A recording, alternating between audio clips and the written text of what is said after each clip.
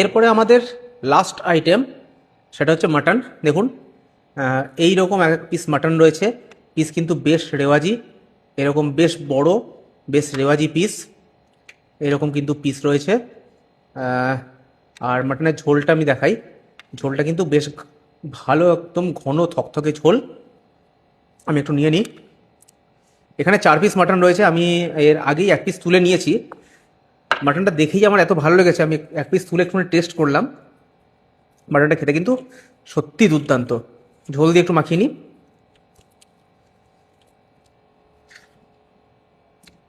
হুম, ঝোলটার অসাধারণ টেস্ট রয়েছে। আর মাটনটা দেখুন, মাটনটা কিন্তু একদম ভালোভাবে ওয়েল বয়েলড, পুরো ভালোভাবে সেদ্ধ হয়েছে মাটনটা। আর মানে মাটনটা যেরকম একটা মাটন যেরকম হওয়ার সেরকমই হয়েছে। হাত দিয়ে ছেড়ে যাচ্ছে, মানে বুঝতে পারছেন ভালোই সেদ্ধ হয়েছে মাটনটা। খেয়ে দেখি।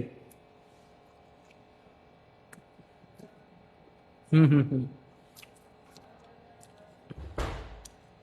ওয়েল বয়েলড মাটন, খেতে দুর্দান্ত টেস্ট। যে টেস্টটা প্রত্যেকটা বড় বড় রেস্টুরেন্টে হয়ে থাকে, ঠিক সেরকমই একটা টেস্ট রয়েছে। রাস্তার ধারে রেস্টুরেন্ট, সব কটা খাবার, যে কটা খাবার আমরা খেলাম সব কটা খাবার কিন্তু জবরদস্ত খেতে।